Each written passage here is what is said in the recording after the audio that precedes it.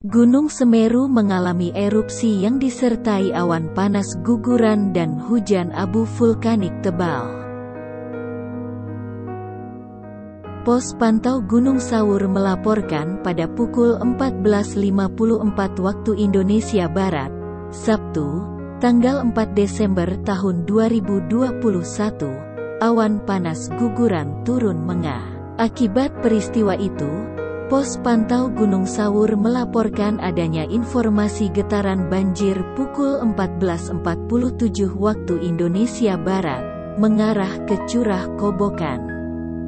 Berdasarkan keterangan PLT Kepala Pusat Data Informasi dan Komunikasi Kebencanaan BNPB Abdul Muhari, Gunung Semeru mengalami peningkatan aktivitas vulkanik yang ditunjukkan dengan terjadinya guguran awan panas mengarah ke Besuk Kobokan, Desa Sapiturang, Kecamatan Pronojiwo, Kabupaten Lumajang, Jawa Timur, pada Sabtu, 4/12, pukul 15.20 waktu Indonesia Barat.